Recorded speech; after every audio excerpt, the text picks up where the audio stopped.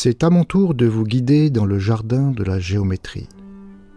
Je m'appelle Escher et je suis un artiste néerlandais du XXe siècle. La géométrie m'a toujours inspiré et je suis passé maître dans l'art de dessiner des pavages incroyables. Voici mon autoportrait, vu dans un miroir sphérique. L'une de mes gravures les plus célèbres représente des reptiles dessinés dans un plan qui parviennent à échapper à leurs feuilles de papier. Du haut de différents objets, ils contemplent leurs conditions d'animaux plats. Pour nous préparer à la 4e dimension, nous allons nous inspirer de cette gravure et d'un petit livre publié à la fin du XIXe siècle par un pasteur anglais, Edwin Abbott, qui s'intitule « Flat Land », le plat pays. Nous allons tenter d'expliquer à des êtres plats, c'est-à-dire des êtres vivant dans un plan, l'existence de la 3e dimension qui nous est si familière.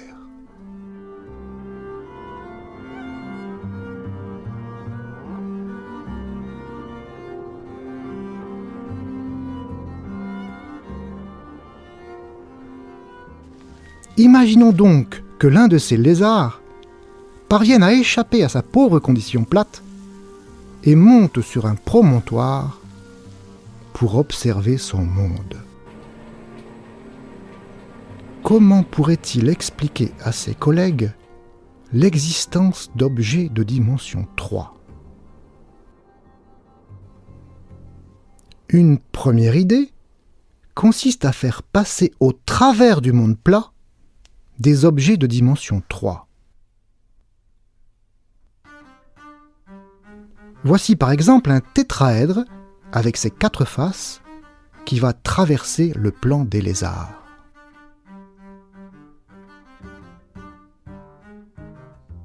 Les animaux plats voient un triangle vert qui apparaît soudainement et qui diminue progressivement.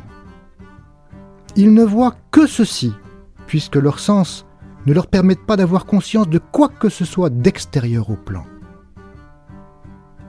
Chaque fois que les reptiles voient ces polygones verts, qui apparaissent, se déforment puis disparaissent, ils peuvent imaginer la forme qui traverse le plan.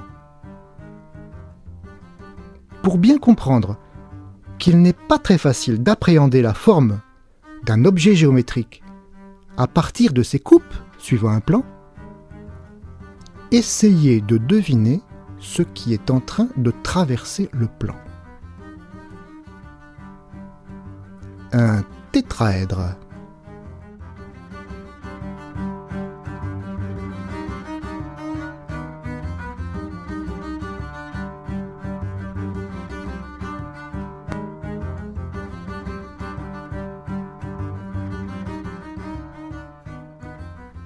Et ici, c'est un cube. Bien sûr, il faut bien comprendre que ces reptiles plats n'ont pas la même vision que nous. Ils ne voient ces polygones verts que par la tranche, et il leur faut développer une vision dans la profondeur pour pouvoir en apprécier la forme. Et maintenant ?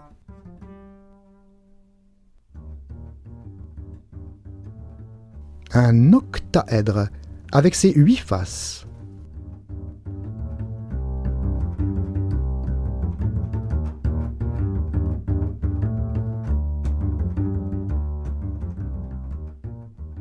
Et un icosaèdre, un solide à 20 faces.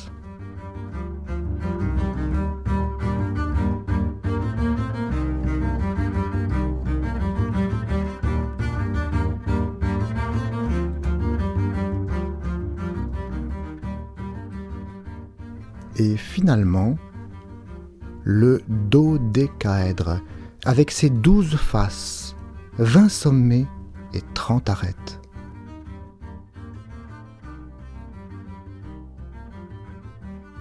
Maintenant, nous allons voir les sections, et seulement les sections. et vous devrez deviner le polyèdre qui se cache.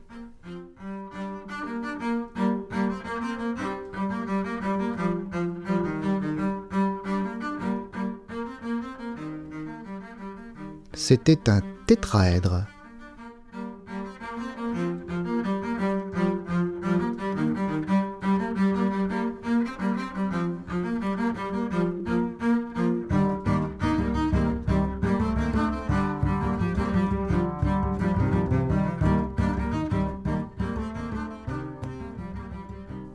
C'était un cube.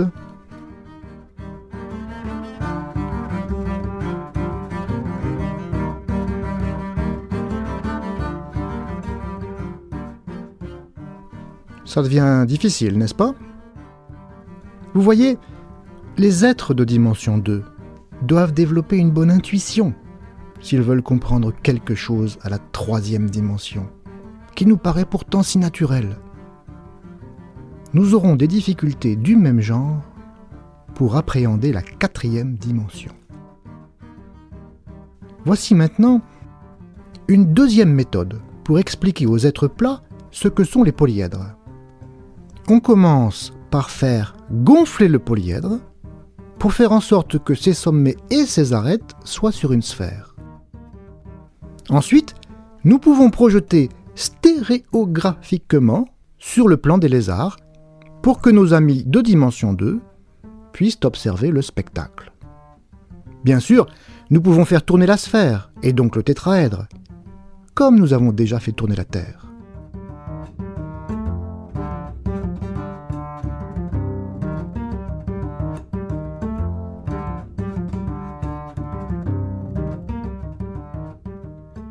Observons le cube et profitez-en pour compter ses sommets, ses arêtes et ses faces.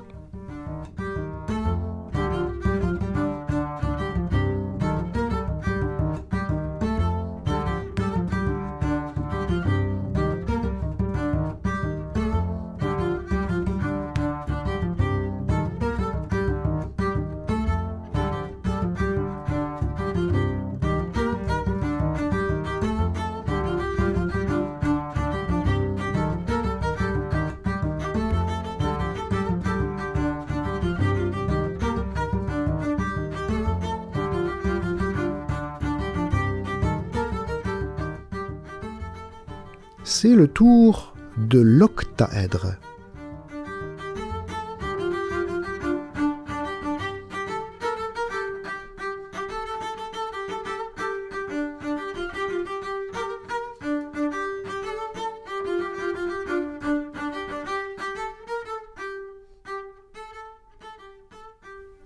On voit bien les 8 faces colorées. Observez que les projections des arêtes sont des arcs de cercle.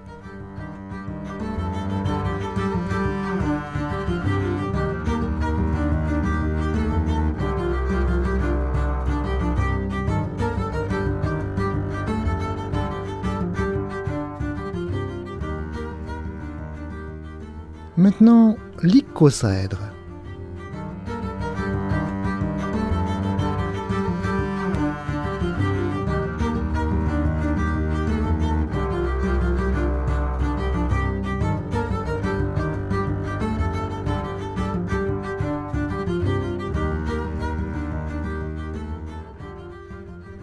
La structure est plus compliquée, mais elle reste compréhensible, même pour nos reptiles.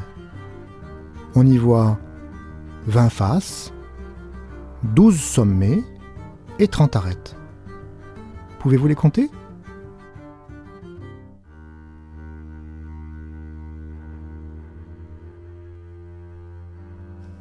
On termine par le dodécaèdre, un bijou de la géométrie.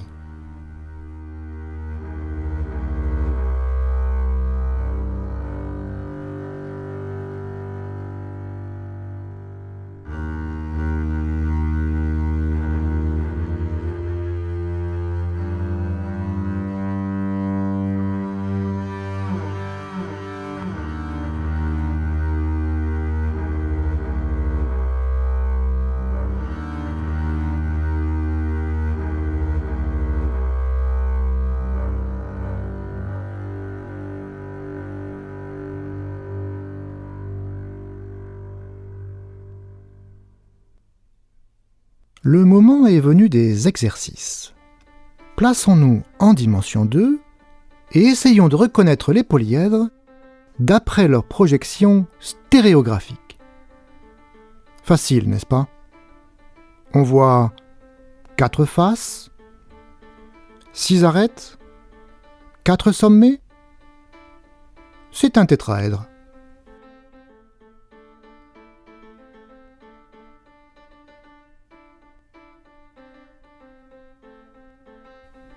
Et celui-ci? 6 faces, chacune a 4 côtés. Vous l'avez reconnu, c'est un cube.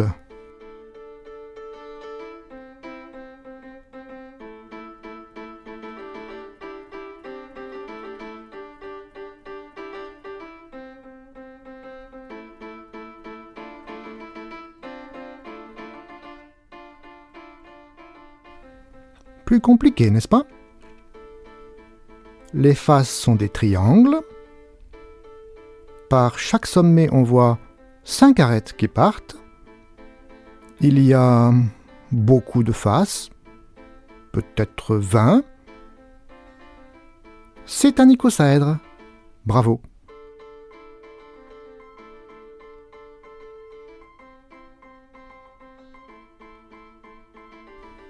Observons le dodécaèdre. Chaque face est un pentagone. On compte 12 faces.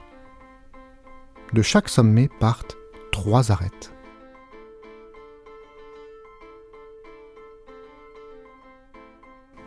Ces 5 solides fascinent depuis toujours les géomètres. Les philosophes grecs leur attribuaient une signification mystique, en les rattachant aux éléments fondamentaux qui constituent le monde. On les appelle d'ailleurs les solides de Platon. Nous sommes d'accord. Ce n'est pas facile de se faire une intuition de la 3e dimension quand on est plat. Plusieurs méthodes sont possibles, et la projection stéréographique est bien utile pour y voir quelque chose. Maintenant, il va falloir nous préparer à la 4e dimension. Nous allons devoir faire preuve d'imagination.